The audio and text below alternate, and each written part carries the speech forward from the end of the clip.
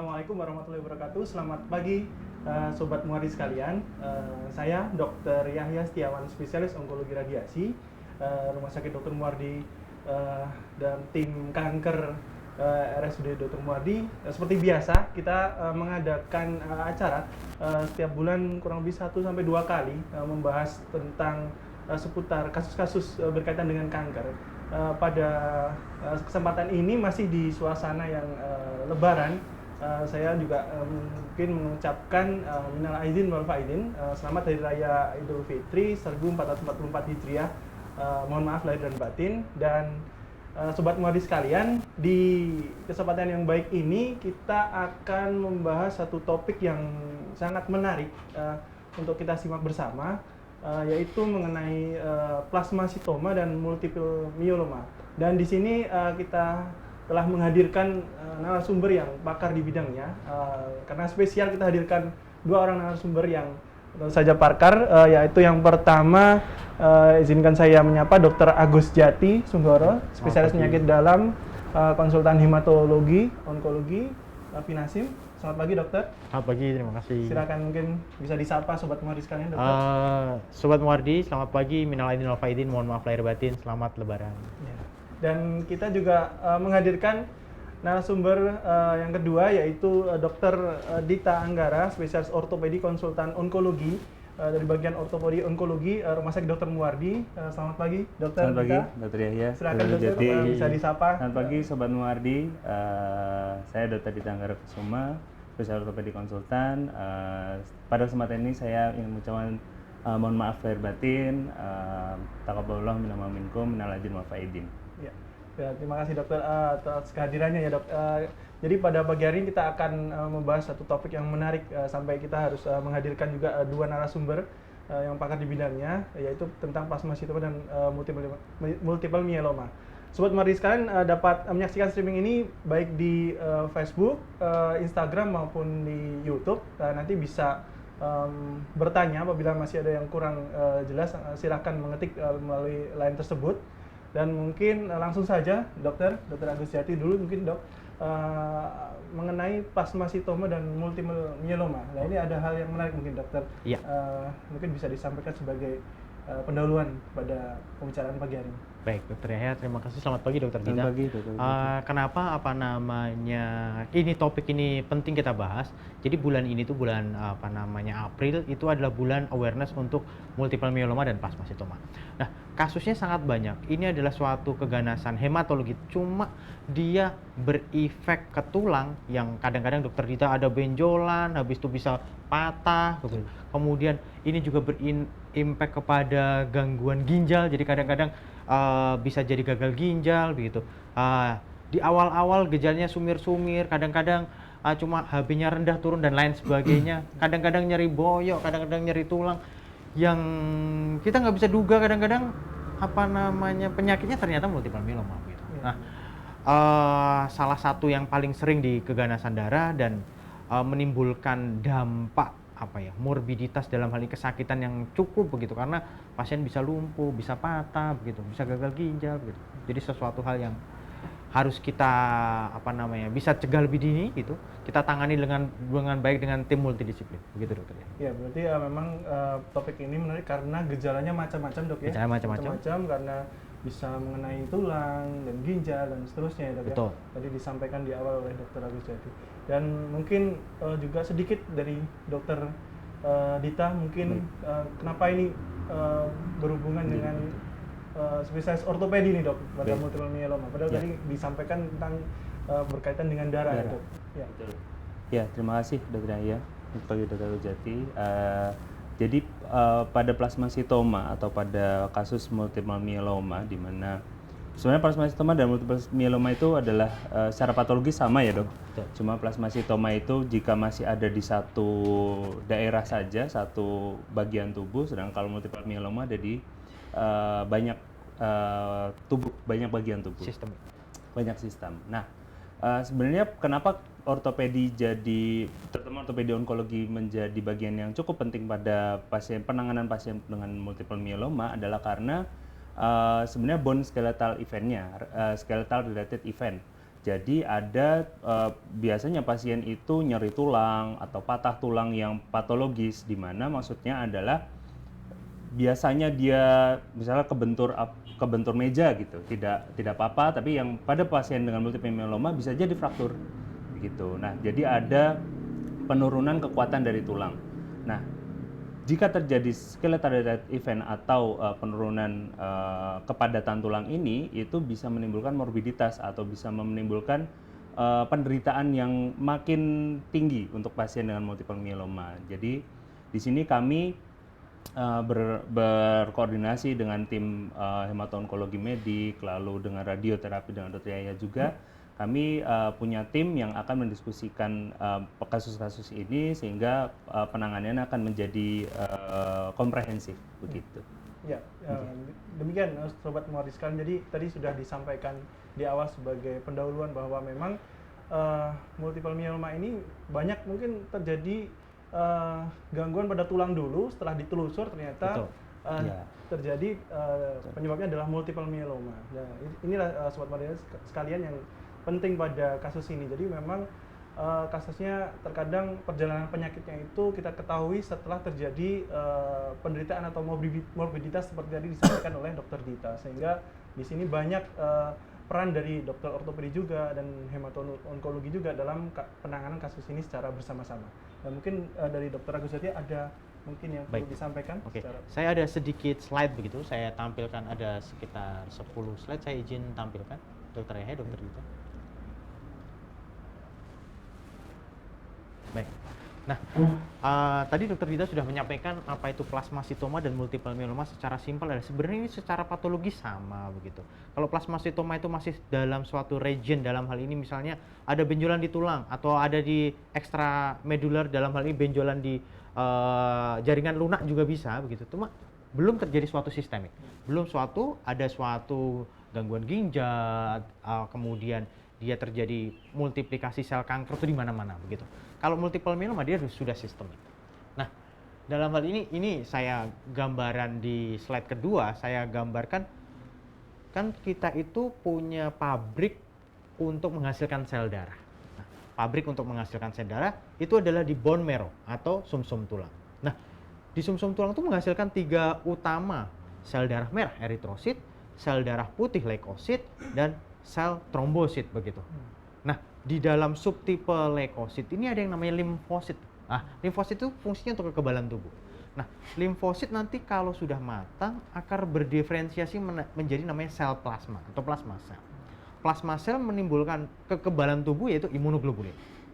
Nah, tingkat keganasannya di situ tuh, di plasma sel itu. Nah, plasma sel yang nggak normal tadi berdiferensiasi banyak, kemudian tadi bisa berbentuk benjolan di suatu tempat atau sudah sistemik begitu. Dia kan menghasilkan imunoglobulin, kekebalan tubuh. Nah, kalau dia nggak normal, imunoglobulinnya juga banyak terjadi, banyak terproduksi, sehingga si imunoglobulin yang nggak normal tadi, yang protein tadi, ganggu ginjal. Nah, kemudian si sel plasma itu juga mengeluarkan suatu mediator-mediator, sehingga kalau di tulang tadi ada keseimbangan antara penumpukan kalsium osteoklas dan osteoblas, dia itu malah ngerombak begitu, sehingga tulangnya keropos. Tapi pada satu sisi di mana dia lokal, dia tuh bisa berkumpul si sel plasma itu membentuk suatu benjolan. Jadi kadang klinisnya ada benjolan di bahu begitu ya, ada benjolan di paha. Nah, itu yang namanya plasmasitoma. Nah, ini kan gambaran-gambarannya. Bisa di tulang belakang, bisa di tulang manapun, atau bisa di ekstra medular atau di luar tulang, di jaringan lunak benjolan tersebut. Nah, jadi dia bisa aja benjolan di mana aja. Setelah nanti misalnya, oh ternyata nyeri tulang, ada benjolan, tim ortopedi onkologi melakukan biopsi, oh ternyata ada sel plasma. Nah, plasmasitoma begitu. Nah, kalau plasmasitoma itu masih lokal, tata laksana memang lokal ya, yaitu surgery ditambah dengan radioterapi nanti Dokter Yahya. Tapi kalau sudah sistemik, kita perlu kasih obat-obatan, dalam hal ini kemoterapi. Nah, bagaimana sih seriusnya? Serius apa enggak sih suatu plasmasitoma itu? Kalau dia itu masih awal begitu, cuma soliter, cuma satu dan hanya di tulang, biasanya prognosnya bagus begitu. Tapi kalau dia sudah berkembang, kemudian dia multiple banyak, kemudian dia juga jaringan lunak atau extramedular dan sistemik, dia prognosisnya kurang bagus. Nah ini gambarannya cuma sebagai gambaran aja, harusnya kalau tulang yang sehat itu nggak keropos begitu. Akibat dari tadi sel plasma tadi mengeluarkan berbagai zat yang menyebabkan si osteoklas yang ngerombak tulang itu jadi aktif gitu, sehingga terjadi pengeroposan tulang. Nah sebenarnya penyebabnya apa sih? Nah penyebabnya abnormalitas di dalam hal ini genetik bisa. Nah biasanya muncul pada usia yang tua, kemudian ada riwayat keluarga yang sama, ada paparan terhadap radiasi atau zat-zat karsinogenik chemical gitu. Kadang-kadang infeksi juga bisa terjadi sebagai pencetus begitu. Nah, tanda utamanya krep. Kenapa ini gambarnya adalah kepiting? Karena kalau kita singkat, krep itu C-nya adalah kalsium. Jadi kalau ditandakan, kalau dicek lab, kalsiumnya meningkat. Kok bisa meningkat? Kenapa? Karena dirombak dari tulang. Kalsium yang tinggi di dalam darah tuh nggak bagus loh. Nanti bisa ganggu ginjal, bisa dehidrasi dan lain sebagainya. R-nya adalah renal failure, gangguan ginjal, akibat dari penumpukan protein yang dihasilkan dari sel plasma tadi. Kreatinnya meningkat, kadang 1,3, 1,5, naik 2. Kalau nggak diobatin, gagal ginjal, perlu cuci darah.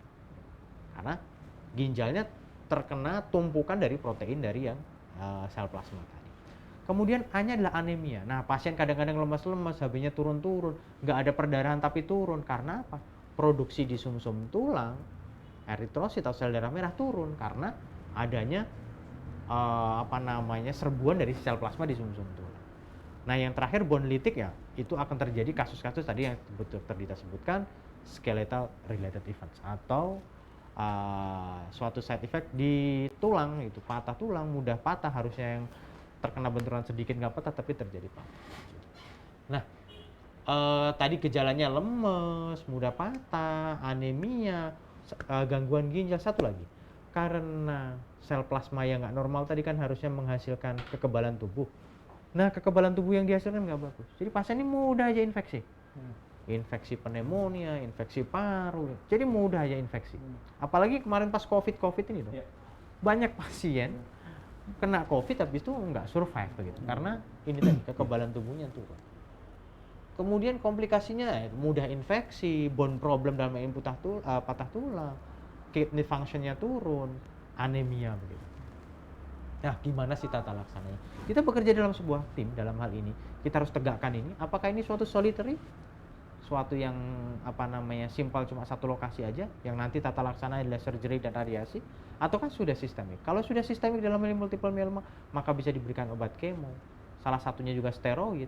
Obat penguat tulang bifosfonat, dari beberapa obat targeted terapi juga bisa diberikan. Nah, untuk membedakan ini sudah sistemik apa belum, selain pemeriksaan tadi biopsi dari benjolannya begitu, kita perlu lakukan juga aspirasi sumsum tulang. Tanda suatu sistemik adalah ditemukan sel plasma lebih dari 10%. Nah, rekan-rekan Sobat Muardi tidak usah takut. Di Rumah Sakit Muardi ini kita bekerja dalam sebuah tim. Nah, kita akan saling berkomunikasi antara dokter ortopedi, onkologi, kami di onkologi medis, teman-teman di radioterapi, teman-teman di rehab medis, misalnya dibutuhkan suatu ortosis, kal ganti dan lain sebagainya, kita bekerja sehingga nggak usah takut. Jika memang ada sesuatu hal yang memang, kok saya ada benjolan ya, kok saya ada nyeri tulang ya, kok saya HB-nya turun-turun, dan dokter di PPK 1, PPK 2 sudah ini kok ada yang aneh begitu, perlu rujukan yang lebih lanjut, bisa datang di Muardi dan kami siap untuk membantu. Begitu saja dokter. Ya, tadi sudah dipaparkan ya dari Dokter Agus Jati, cukup jelas dari perjalanan sakitnya, penyakitnya, bagaimana bisa terjadi plasmasitoma ataupun multiple myeloma. Dan tadi perlu kita ingat tadi tentang krep ya, jadi kalsium elevasi, terus renal insufficiency, anemia, dan bone lytic. Jadi kadang mungkin gejalanya mungkin anemia atau HB-nya turun yang berkepanjangan, tapi kadang pasien itu sebenarnya ada nyeri tapi tidak disampaikan. Mungkin kadang seperti itu yang menyulitkan. Jadi Sobat Muardi sekalian, kalau ada keluhan mungkin dirasa walaupun tidak berhubungan seakan-akan, tapi tetap perlu disampaikan ya dok ya. Betul. Kadang nyeri, kalau benjolan mungkin sobat muari sekalian mungkin akan lebih Aware. Lebih aware, ya. lebih aware. Nah, ini benjolan dok, ada benjolan, ada anemia. Nanti kita akan berpikir ke sana. Tapi kadang karena mungkin masih ada litik yang sedikit, yang gejalanya mungkin nyeri, ya itu mungkin tidak tersampaikan oleh sobat muari. Jadi dengan adanya yang kita sampaikan ini, sobat muari sekalian jadi nambah wawasannya. Jadi kalau ada nyeri itu kadang mungkin berhubungan, yang kumpulan gejala itu memang ternyata suatu multiple myeloma nantinya pada akhirnya setelah diperiksa, ya, gitu dok. Termasuk juga kalau ada mungkin gangguan ginjal ya dok, ya, Betul. itu gangguan ginjal yang lama, kok ini kok tidak jelas, tidak ada riwayat Betul, diabetes, tidak ada diabetes. tidak ada riwayat hipertensi, dan mungkin ternyata sebenarnya ada nyeri yang mungkin dianggap nyeri yang ringan saja, yang tidak dirasa, yang mungkin ternyata setelah ditelusur multiple myeloma. Mungkin seperti itu ya dok, yang Betul, mungkin betul. bisa terjadi. Ya. Itulah menariknya dari multiple myeloma, dan mungkin bisa ditambahkan oleh dokter Oke. kita untuk memantapkan pada pembicaraan kita pagi hari ini dok. Baik. Silakan dok. Terima kasih sebenarnya Dr. Yahya. Jadi meneruskan dari slide dari Dr. Jati tadi, yang pertama tadi sudah ini adalah digambar. Jadi ya, oh udah di belakang. Oke. Ya. Jadi disebut tadi ada penumpukan sel-sel plasma terutama pada tulang. Dan jika lebih dari satu tulang, kita bisa sebut sebagai multiple myeloma. Mereview ulang tadi bahwa sebenarnya ini adalah sel darah putih yang pada kondisi normal sebenarnya dia akan bertujuan untuk sebagai kekebalan. Namun pada patologi plasmasitoma atau multiple myeloma ini, si sel darah putih itu dia justru menyerang dirinya sendiri karena ada satu atau dua patologi atau kelainan di sel-sel tersebut. Ini ada multiple myeloma, tadi sudah kita sebut. Epidemiologinya ini sebenarnya kanker yang cukup jarang. Jurnal terakhir itu menyebutkan 300 per tahun itu di Amerika. Kita masih dalam proses untuk research itu. Ya, registrasi. Karena kita juga perlu basis data itu sebagai acuan berikutnya untuk tata laksana kita bagaimana. 1% dari semua kanker ganas dan 10% dari tumor darah.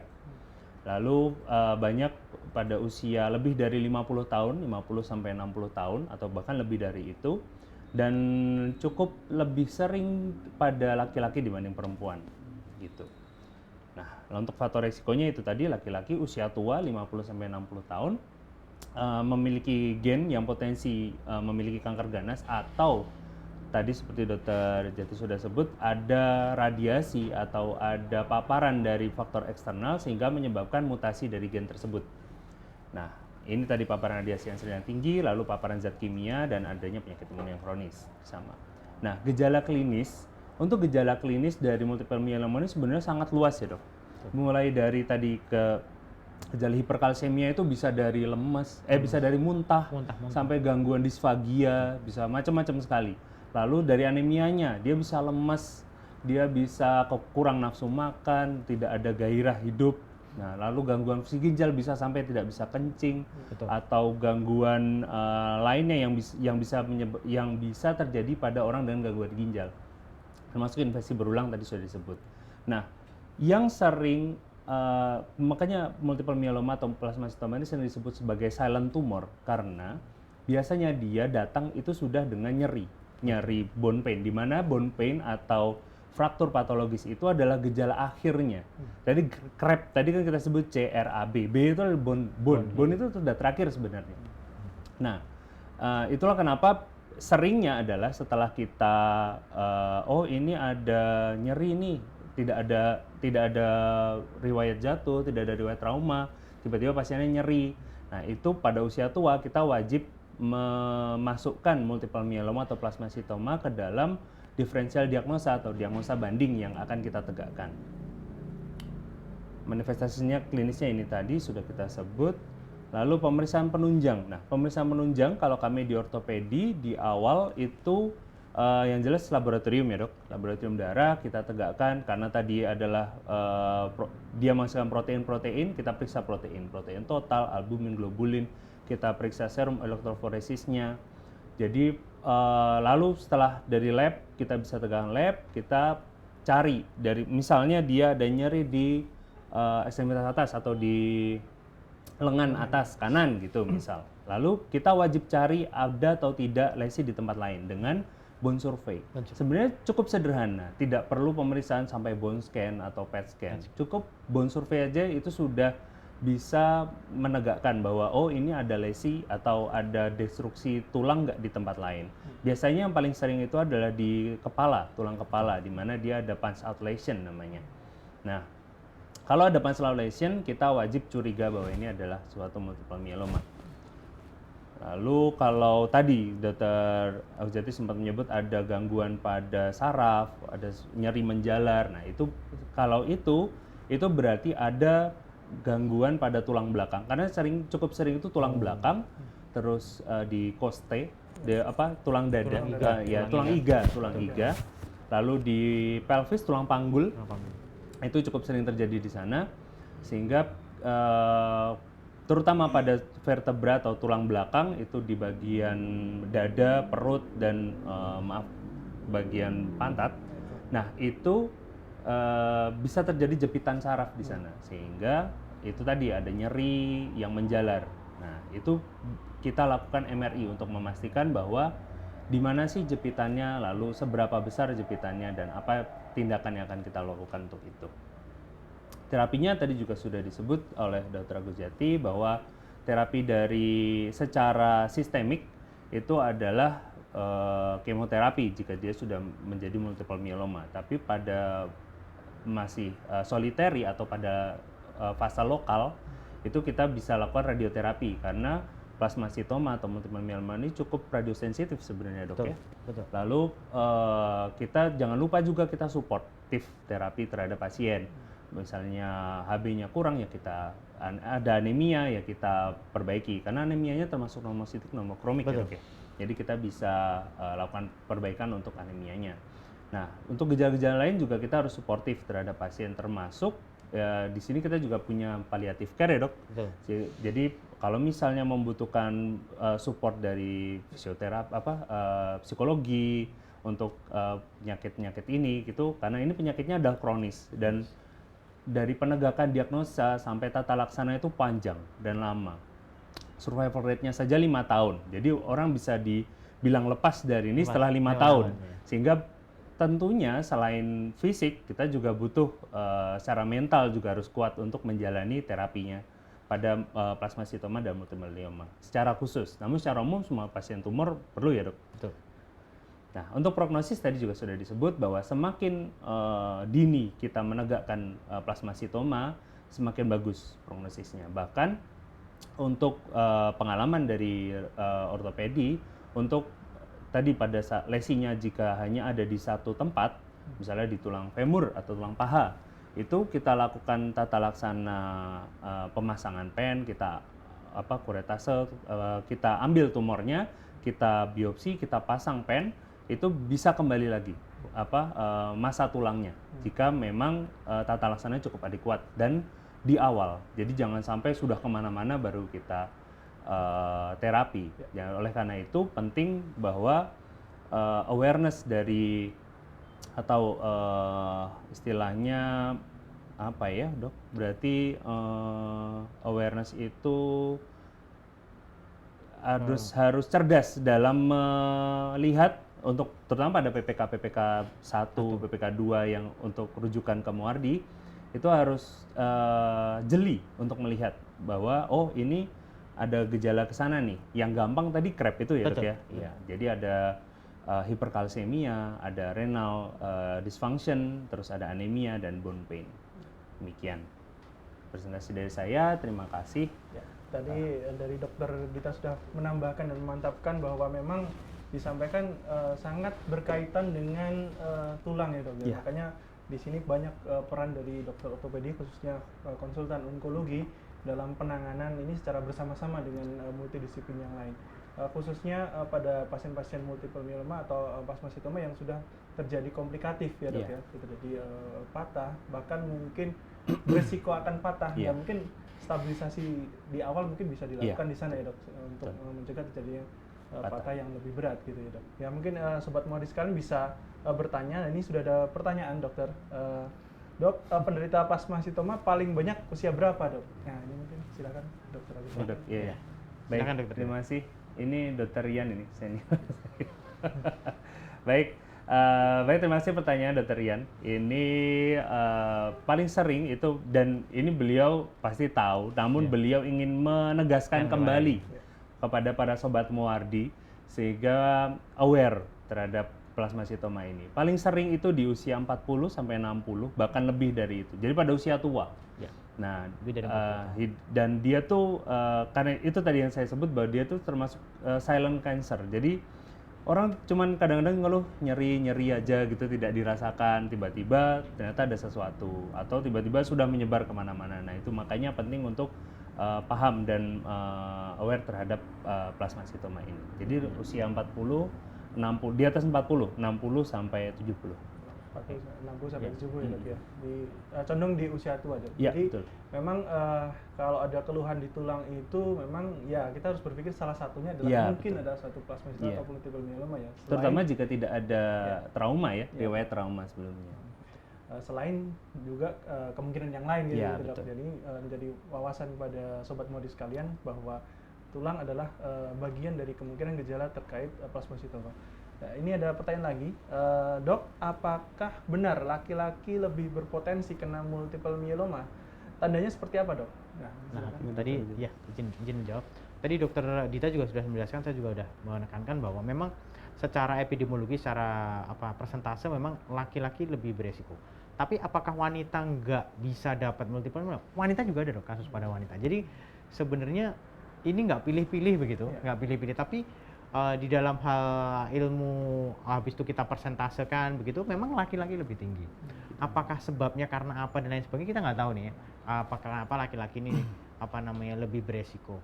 Seperti tadi Dokter Dita sudah sampaikan, saya juga sudah tekankan bahwa ada pengaruh genetik di situ, ada paparan terhadap zat karsinogenik, ada paparan terhadap radiasi atau zat-zat yang lain yang menyebabkan mutasi. Kalau terjadi mutasi, bisa terjadi sel yang abnormal, dalam hal ini tadi plasma selnya berubah sehingga menjadi ganas. Nah, tandanya seperti apa? Tandanya sangat bervariasi dari yang awal sampai yang sudah tadi kalau Dokter Dita sebutkan kalau sudah nyeri tulang habis itu terjadi patah itu udah di akhir. Nah, di awal-awal sebenarnya lemes-lemes tadi, anemia tadi. Cuma kan makanya tadi sudah disebutkan bahwa dokter PPK 1, rekan-rekan di puskesmas dan lain sebagainya, dan masyarakat secara umum kalau misalnya terjadi anemia itu harus dicari penyebabnya apa sih anemia, perdarahan kah atau kekurangan zat besi kah. Misalnya kalau wanita menstruasi wajar kan, tapi mensnya nggak banyak, nggak ada perdarahan juga, kok HB-nya turun-turun kita nggak tahu. Nah, itu yang harus kita evaluasi lebih lanjut dalam hal ini. Mungkin salah satunya adalah multiple myeloma ini. Ya, jadi yang paling sering anemia, Dok. Oh, iya. Jadi hati-hati sobat Muardi sekalian. Jadi kadang kalau ada mungkin anemia itu kan kalau sudah ditransfusi itu seakan-akan selesai. Udah segar. Ya. Cuma permasalahannya adalah penyebabnya itu perlu harus ditelusur secara lebih lanjut ya. Betul. Dan multiple myeloma atau plasmasitoma ini salah satunya yang perlu diwaspadai ya. Perlu diwaspadai. Terkadang ya ini anemia, ya tetap waspada. Sebenarnya kenapa sih saya terjadi anemia? Bahkan mungkin anemia yang berulang ya, gitu, seperti itu. Nah, ini ada pertanyaan lagi, Dokter. Pagi, Dok. Dok, maaf saya mau tanya. Biasanya myeloma ini menyerang tulang dulu atau ginjal dulu? Nah, mana yang dulu nggak bisa kita tentukan secara pasti karena dia bareng begitu, Dok. Pada saat sel plasma itu jumlahnya naik, maka dia akan menghasilkan protein yang tinggi. Tadi yang ada gambar kurva tadi elektroforesis protein yang tadi Dokter Dita di slide Dokter Dita, sehingga si protein yang tinggi tadi akan ganggu ginjal, kreatinin akan naik. Sel plasma yang jumlahnya naik tadi juga menghasilkan suatu zat-zat gitu, mengaktifkan si osteoklas dalam hal ini merombak tulang, gitu Dokter Dita ya, sehingga bareng sih, Dok, bareng. Makanya memang tadi pengecekan secara umum bone survey secara simpel kita bisa tahu gitu. Tapi kalau mau cek untuk itu sebenarnya adalah kreatinin sama kalsium nih.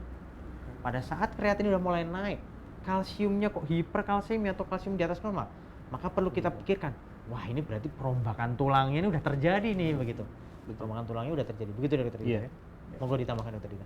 Betul sekali Dokter Jati. Dan bisa juga kita cek alkali fosfatasenya ya Betul, untuk alkali melihat produk dari hancurnya tulang tersebut di samping dari kalsium tadi. Nah, itu tadi pentingnya kenapa kita harus aware terhadap plasmasitoma ini karena dia kompleks ya dok ya. Multiple myeloma ini kompleks dan banyak sekali pasien di kita yang sebenarnya prognosisnya bagus ya dok setelah kita terapi dengan multiple disiplin itu hasilnya baik. Kenapa kita harus meningkatkan kewaspadaan terhadap penyakit ini? Jadi menariknya memang gejalanya kompleks. Iya. Jadi kadang kita nggak bisa prediksi juga mana yang duluan ya dok. Betul. Betul. Gangguan tulang, tapi bisa aja HB-nya masih baik-baik Oh, saja. betul, Reaksinya betul. masih baik-baik aja. Jadi fungsi gejala. Jadi tapi permasalahannya tadi adanya gangguan tulang nanti penyebabnya harus ditelusur sampai lebih lanjut ya dok. Betul. Harus jelas apakah ini suatu trauma atau patah tulang yang biasa atau suatu keganasan yang lain atau memang suatu plasmasitoma atau multiple myeloma tadi ya dok. Mungkin itu. Dan mohon maaf, perlu saya tambahkan bahwa sebenarnya golden standard untuk diagnosanya tetap bone marrow function ya dok. Betul. Karena tetap harus ada 10% dari plasmasitoma itu dari semua itu ya dok ya. Dan di sini sudah bisa dok ya? Sudah bisa. Jadi sebenarnya untuk mendiagnosis suatu plasmasitoma, kan plasmasitoma solitary kan dari biopsi. Iya. Jadi kalau di bone marrow aspiration berarti sel plasma di sumsum tulang belum naik. Jadi peningkatan yang banyak tadi hanya di regio tertentu tadi. Nah, tata laksananya adalah surgery dan radioterapi. Betul. Nah, kalau sudah terjadi multiple myeloma, untuk mendiagnosis itu dengan tadi bone marrow aspiration tadi diperlukan lebih dari 10% di bone marrow, atau kalau ada biopsi proven, dalam hal ini biopsinya plasmasitoma itu bisa plus tadi dok, CREB tadi. Jadi kalau misalnya dari biopsi tulang habis itu kreatinnya udah naik atau sudah terjadi anemia, udah tegak MR. Bisa. Tanpa bone marrow aspiration. Tapi kalau misalnya dari bone marrow aspiration lebih dari 10%, habis itu ditambah CREB tadi salah satu tadi, itu juga tegak. Iya. Jadi atau sih sebenarnya, ataukah dari biopsi ataukah dari bone marrow, betul. Baik dok, ini kita lanjutkan dok. Ada pertanyaan. Dok, berarti plasmasitoma dan myeloma ini termasuk kanker. Bedanya dengan leukemia apa dok? Betul. Ya. Plasmasitoma dan multiple myeloma ini termasuk kanker. Ya, itu ya. Jadi ini adalah suatu jenis kanker, kanker darah hematologis. Jadi secara umum kanker darah, tadi saya kan di sel darah itu secara umum ada sel darah merah, sel darah putih, dan sel trombosit begitu. Leukemia itu kanker darah dari subset yang lebih muda begitu. Jadi sel darah putih yang lebih muda, yang kita sebut sel blast begitu, sel darah putih yang muda, bisa dari limfoblast atau mieloblast. Tapi kalau yang tadi multiple myeloma tadi, dia tuh sebenarnya udah matur mau jadi sel plasma nih dok, yang ngasilin jadi sel darah putih yang udah dewasa, mau menghasilkan imunoglobulin kekebalan tubuh, tapi dia terjadi suatu perubahan jadi ganas begitu.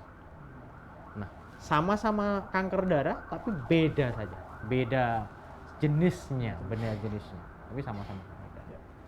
Nah, ini pertanyaan lagi dok. Assalamualaikum dok. Waalaikumsalam. Selamat Idul Fitri, mohon maaf lahir batin. Ya, saya penyintas autoimun dok dengan SLE, Sjögren syndrome, RA, HNP, spondylosis, colitis IBD. Akhir-akhir ini saya sering pingsan, sering mondok di Muardi dengan keluhan utama sefalgia berat dan nyeri tulang belakang hebat. Sudah MRI tulang belakang, ada fraktur di lumbal 4 dan lumbal 5.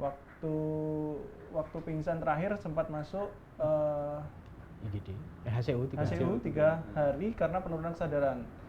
Sudah di CT scan terdapat lesi punctata bilateral dan lakunar infark. Ya, kreatinin sempat 2,1, SGLT sampai 40. Tapi HB sangat rendah 5,4. Apa kondisi saya di atas perlu diwaspadai? Saya terkena plasmasitoma, umur saya 51 tahun, dok.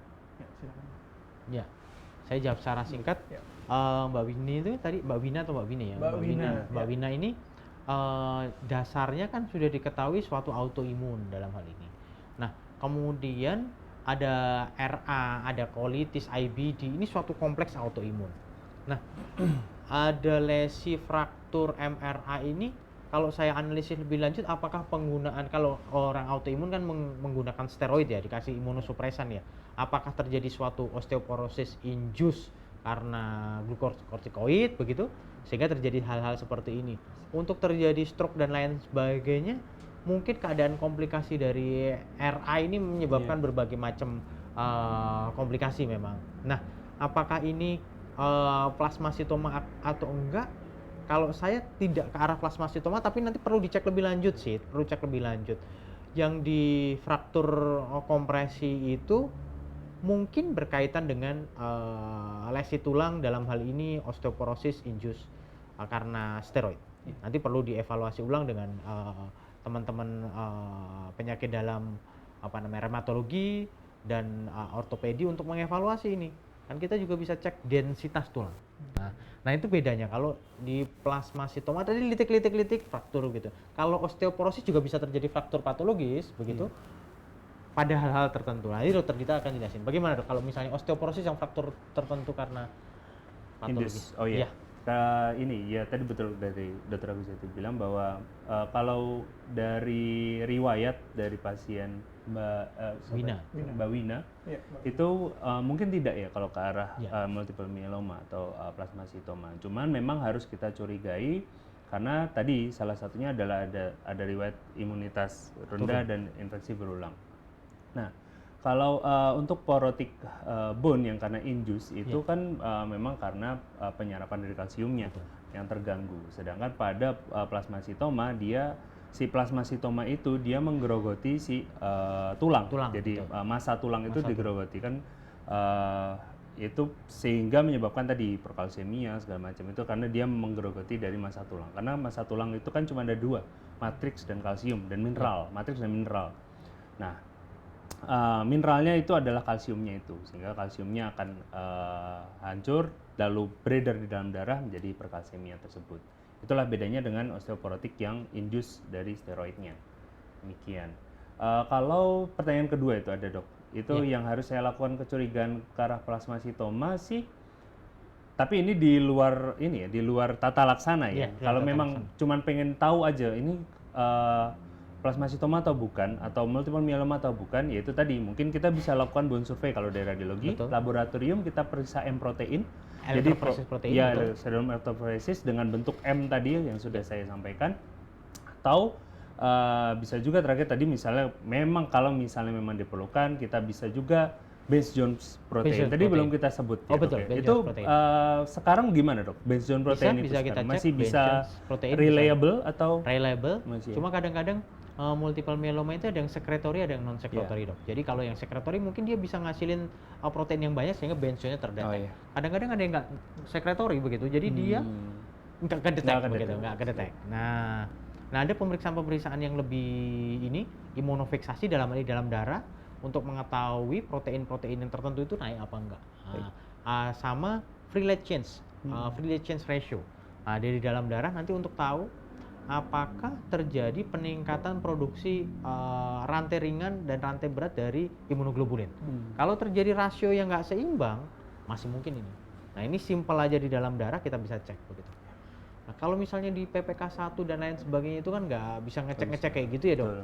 Nah dokter-dokter atau rekan-rekan yang di daerah mungkin paling itu sebenarnya kita harus aware kalau kita ketemu anemia, kalau kita ketemu kreatinin naik, kita ketemu kalsium naik itu kan bisa dicek ya. Sama albumin globulin terbalik dok. Jadi albuminnya rendah, globulinnya naik. Nah, sebenarnya untuk tahu M-spec harus elektroforesis protein, tapi secara awam itu sebagai awal gitu. Kalau memang mau dicek. Ini ada pertanyaan lagi dok. Apa yang menyebabkan laki-laki lebih berisiko multiple myeloma dok? Dan bagaimana kita mencegah? Tadi kita sudah membahas tentang kenapa resiko-resikonya. Ada genetik, ada paparan zat karsinogenik, ada paparan radiasi.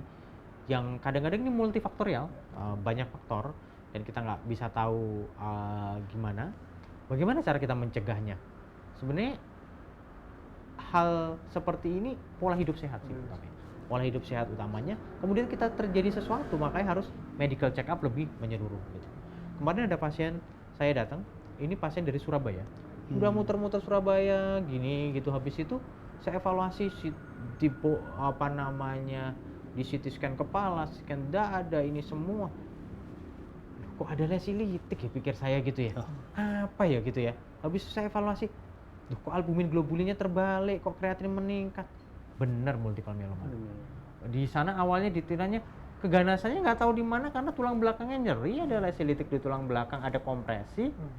Curiganya mungkin payudara, kamu curiganya mungkin ovarium, dia di scan semua, nggak ketemu apa-apa. Di awalnya dikira kreatin naik karena dehidrasi. Kadang-kadang metastatic bone disease kan juga bisa kalsium naik ya dok ya. Nah, kadang-kadang kita mau ngeceknya macam-macam gitu, spesifik. Nah, salah satu yang harus dipikirkan memang multiple myeloma. Gitu. Izin menambahkan Ya, dok. Jadi kalau memang salah satu dari tadi diagnosis banding dari multiple myeloma itu adalah ada 3. Jika ada kelainan pada tulang di usia 50 sampai 60 atau di atas itu ada 3 diagnosis utama yang harus kita pikirkan dulu sebelum yang lain. Yang pertama adalah metastatic bone disease atau lesi tulang yang menyebar dari tempat lain, menyebar ke tulang, lesi misalnya kanker payudara menyebar ke tulang, itu metastatic bone disease. Yang kedua adalah multiple myeloma dan juga tidak lupa adalah infeksi. Infeksi. Itu juga bisa terjadi pada orang dengan usia 50-60 tahun. Oleh karena itu, untuk menyingkirkannya ya tentunya awalnya adalah anamnesis. Kita lihat riwayatnya bagaimana, lalu kita pemeriksaan fisik, secara fisik bagaimana. Kalau infeksi kan pasti mungkin ada demam, gejala-gejala infeksi seperti radang, demam itu lebih dominan. Atau pada infeksi kronis ada paparan dari tempat lain, mungkin dia bisa TB, nah itu bisa juga termasuk salah satunya. Nah, untuk membedakannya nanti itu secara klinis, lalu secara radiologis tadi itu sama. Kalau metastatic bone disease dan multiple myeloma akan kita lakukan bone survey tetap. Dan yang khas itu pada multiple myeloma itu adalah tadi di Calvaria ada pulse outlesion.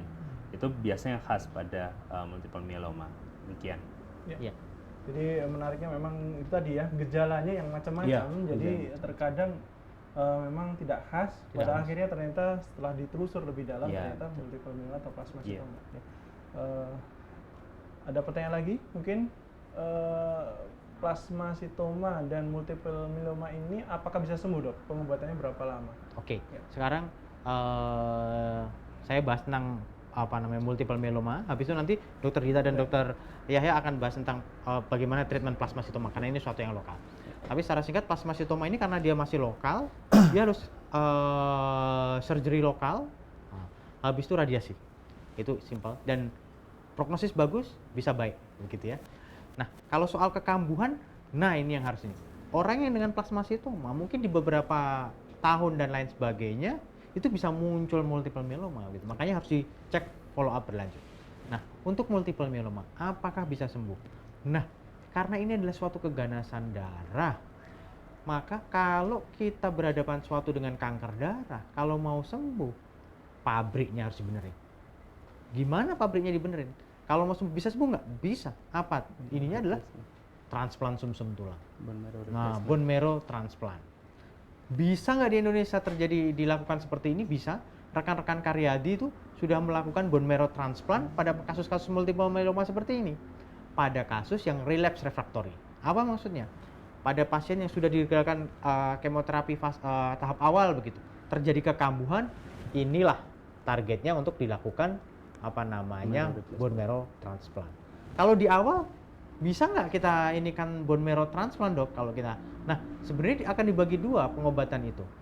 Pasien akan kita nilai ini eligible atau not eligible. Ini mampu nggak kita bone marrow transplant atau kita nggak mampu nih?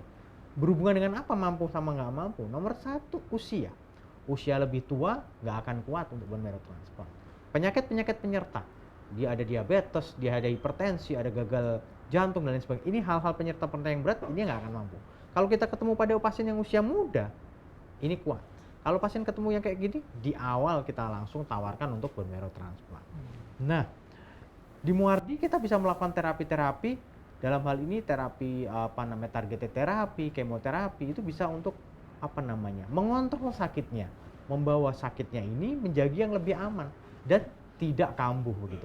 Tapi kalau pasien memang benar-benar mau sembuh, targetnya memang bone marrow transplant, kami akan kerjasama dengan rekan-rekan di Rumah Sakit Karyadi Semarang untuk melakukan bone marrow transplant. Dari sembuh multiple myeloma bisa, tapi bone marrow transplant gitu. Nah, untuk plasmasitoma mari dokter bicara. Baik. Baik, jadi karena masih plasmasitoma, jadi dia soliter ya, jadi dia masih ada di satu tempat.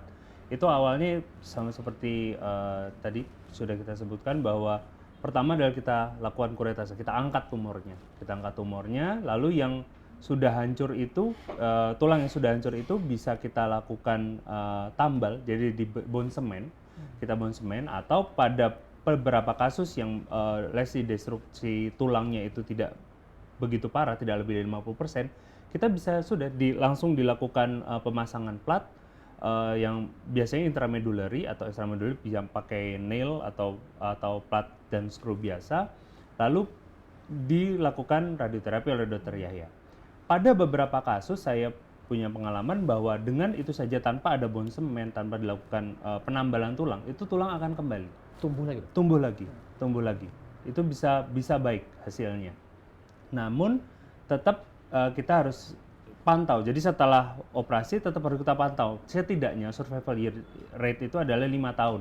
Kita lihat 5 tahun karena kita tidak tahu ada sel-sel plasma yang abnormal lagi atau tidak di tempat lain. Dan itu tadi yang disebut sebagai relapse tadi atau recurrent, atau bisa misalnya sebelumnya di paha kanan, tahun berikutnya di paha kiri, gitu bisa terjadi gitu. Gimana kalau dari Dokter Yahya, Pak Nata Laksana? Ya, mengenai peran radiasi, terapi radiasi memang terutama pada plasmasitoma yang soliter atau lokal ya. Jadi kita bisa berikan radiasi terutama bila tidak dilakukan operasi, misalkan belum diperlukan operasi, diberikan ortopedi atau tidak bisa dilakukan operasi, nah itu peran radiasi bisa dilakukan. Bisa diberikan antara sekitar 20 kali sampai 30 kali. Nah, tergantung dari nanti berapa ukurannya, itu kurang dari 5 cm atau lebih dari 5 cm, dan apakah sudah dioperasi atau belum dioperasi. Nah, terus yang kedua, peran radiasi selain apabila tidak bisa dioperasi juga bisa diberikan sebagai tambahan setelah dilakukan operasi. Terus yang ketiga mungkin walaupun kasus multiple myeloma ini sistemik ya dok, tapi apabila terjadi lokal yang emergensi, misalkan terjadi kompresi pada spinal cord dan seterusnya, itu radiasi bisa berperan di sana untuk diberikan. Setelah itu tetap kembali ke terapi utamanya yaitu secara sistemik. Nah itu secara paliatif juga bisa diberikan radioterapi ya. Ya, mungkin itu radio sensitif ini ya dok. Ya, termasuk plasmasitoma termasuk radio sensitif. Baik untuk diberikan radiasi, tentu saja dengan pemberian dosis sesuai dengan program. Mungkin masih ada waktu, mungkin masih ya, masih sedikit. Nah dok, apakah di Rumah Sakit Dr. Muardi ini terkait penanganan dari multiple myeloma atau plasmasitoma itu sudah bisa dilakukan, apakah secara diagnostik, pemeriksaan maupun sampai terapinya dok? Mungkin sedikit disampaikan Sobat Muardi sekalian. Ya, baik. Jadi Rumah Sakit Umum Dr. Muardi ada rumah sakit tipe A, rumah sakit rujukan utama Provinsi Jawa Tengah, dan di kami sudah ada instalasi terpadu tulip, dan kami juga ada tim, dalam hal ini tim kanker multidisiplin, salah satunya tim kanker pertumsi. Dalam hal ini kita membicarakan kasus ortopedik onkologi, kasus-kasus yang berdasarkan keganasan tulang, muskuloskeletal, yang dibicarakan secara bersama. Nah, rekan-rekan Sobat Muardi tidak usah khawatir, dalam hal ini kami menata laksana secara komprehensif. Pada waktu memang kasusnya kita misalnya ada sesuatu terhadap kebingungan terhadap patologi gitu, kita akan bahas bersama sebenarnya jenisnya apa. Pada saat nanti kita akan bicarakan tentang treatmentnya, nanti akan dibicarakan bersama apakah treatmentnya surgery dulu, ataukah kemo dulu, apakah radiasi dulu, nanti akan dibicarakan bersama. Itu baiknya di sini, dalam hal ini kita bertata laksana secara komprehensif. Dan setelah treatment itu kita juga melibatkan dalam hal ini fisioterapi, dalam hal ini pendampingan psikologis, gizi, dan lain sebagainya, sehingga pasien itu bisa tertata laksana secara holistik begitu. Monggo dokter Dita tambahkan. Betul. Ya, dan tadi menambahkan bahwa diskusi itu sudah rutin kita lakukan ya Dok ya, Betul. setiap Kamis. Dan untuk kasus-kasus yang memang membutuhkan tata laksana yang kompleks, itu kami juga memiliki tim, terutama di Pertumsi tadi, Tumor Muskuloskeletal Indonesia, Solo, itu gabungan dari seluruh penggiat tumor ya Dok. Jadi praktisi-praktisi tumor terutama di muskuloskeletal melibatkan dari hematologi, onkologi klinik, hematologi onkologi anak, lalu ada onkologi radiasi, bahkan di nuklir juga kita libatkan. Itu tidak lain tidak bukan untuk kepentingan pasien, sehingga Sobat Muardi tidak perlu ragu dan takut untuk kemari kemanapun. Boleh ke penyakit dalam dulu, boleh ke Boleh ke ortopedi ortopedi dulu. dulu. Nanti kita saling berdiskusi. Iya, betul. Nanti kita akan tetap berdiskusi. Dan tentunya untuk kepentingan dan mudah-mudahan untuk kesembuhan pasien. Betul. Demikian. Nah, dalam hal ini kita tidak bertindak secara yang gerusa-gerusu apa, semua akan didiskusikan, terutama misalnya jika ada gambaran radiologis ronsen atau MRI-nya kita ini, kita akan diskusikan. Yeah. Nah, itu bagusnya di sini bahwa kita bekerja dalam sebuah tim. Gitu, Dok. Jadi inilah Sobat Muardi sekalian, jadi kalau di Rumah Sakit Dr. Muardi itu tidak hanya kita lengkap terkait pemeriksaan maupun terapi, termasuk ahlinya yang menangani, khususnya pada multiple myeloma ini, apalagi dengan gejala tadi yang cukup kompleks, kita juga sudah secara rutin untuk mengadakan pertemuan multidisiplin untuk membicarakan terutama kasus-kasus ya, termasuk dalam hal ini terkait berhubungan dengan tulang ya, yang kita sudah rutin untuk dibicarakan bersama-sama dan mengundang seluruh multidisiplin baik dari ortopedi maupun penyakit dalam maupun radioterapi dan lainnya, sehingga Penunjangnya juga ada ya, radiologi penunjangnya dan juga patologi ya. anatomi. Iya, Dok, ya. Jadi pada akhirnya kita berusaha untuk memberikan tata laksana yang paling baik pada pasien dan paling efektif sehingga menunjang keberhasilan terapi pada pasien-pasien. Mungkin ada satu pertanyaan lagi mungkin, Dok, di internet ada kabar mie instan ditarik di pasaran karena menyebabkan kanker, apakah termasuk plasmasitoma? Nah, sebenarnya seperti yang tadi kita sebutkan adalah kita harus menghindari paparan-paparan zat kimia yang karsinogenik. Secara umum BPOM itu sudah ngecek bahwa kalau makanan itu beredar di Indonesia itu sudah aman begitu. Tapi ada beberapa kasus memang makanan-makanan tertentu itu nggak aman begitu. Jadi mungkin kadar sesuatunya melebihi ambang dan lain sebagainya. Jadi kalau kita ada paparan terhadap zat kimia seperti itu bisa menjadi faktor resiko. Dalam ini bukan menjadi penyebab langsung, faktor resiko terjadi kanker apapun. Jadi nggak cuma plasmasitoma, kanker apapun, karena paparan zat karsinogenik tersebut jika menumpuk terjadi mutasi sehingga bisa terjadi sel ganas. Apakah sel ganasnya di paru, apakah di payudara, apakah di sel darah, itu bisa saja. Gitu. Dr. Dita mau menambah. Dan perlu diketahui dan perlu dipahami bahwa tumor itu atau kanker terutama pada tulang, dalam hal ini kita bicara tentang plasmasitoma, itu multifaktorial, Dok. Jadi bukan hanya satu faktor tapi multifaktorial. Ada dari eksternal, ada dari internal. Nah, itu harus dipahami dan harus dilacak gitu. Kalau misalnya faktor risikonya ada, lalu gejalanya ada, lalu berobatlah atau cari tahu lebih lanjut sakit apa gitu. Jadi demikian. Ya, mungkin kita sudah di penghujung acara pada pagi hari ini. Mungkin ada sedikit closing statement dari Dr. Agus. Baik. Silakan, Dok. Sobat Muardi sekalian, kami di RSUD Dr. Muardi melakukan pelayanan komprehensif. Dalam hal ini tim kanker kami sudah siap untuk melayani Bapak Ibu sekalian. Jadi tidak usah ragu lagi, Rumah Sakit Dr. Muardi merupakan pilihan.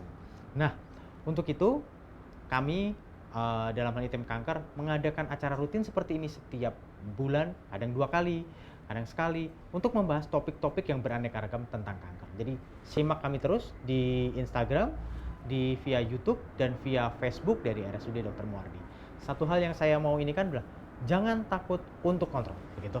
Karena ketakutan, habis itu menunda itu menyebabkan hal yang lebih berat ke belakang. Gitu. Terima kasih. Silakan, Dokter. Ada tambahan? Ya. Baik, terima kasih, Dok. Untuk closing statement saya adalah kepada para sobat Muardi, itu tadi bahwa kita harus aware terhadap penyakit ini dan jangan ragu untuk memeriksakan diri jika ada keluhan dan jika memang ada unek-unek atau memang ada gejala yang mungkin dianggap tidak penting, utarakan saja. Siapa tahu itu malah justru menjadi sebuah kunci bahwa oh ini bisa nih. Misalnya ada lain-lain normal tapi kok saya sering lemes ya, Dok. Nah, itu kan ada satu kunci itu atau saya nafsu makan saya turun. Nah, itu kan bisa menjadi alarm untuk kami sebagai klinisi. Demikian. Ya, sobat muari sekalian, tiba di penghujung acara. Bahwa saya sampaikan bahwa hasil rekaman live streaming hari ini bisa dilihat kembali di Facebook dan YouTube di RSUD Dr. Muardi. Dan jangan lupa like, follow dan subscribe, share akun media sosial kita RSUD Dr. Muardi di Facebook, Instagram maupun YouTube. Saya Dr. Yahya Setiawan, spesialis onkologi radiasi, undur diri. Cukup sekian. Assalamualaikum warahmatullahi wabarakatuh. Waalaikumsalam warahmatullahi wabarakatuh.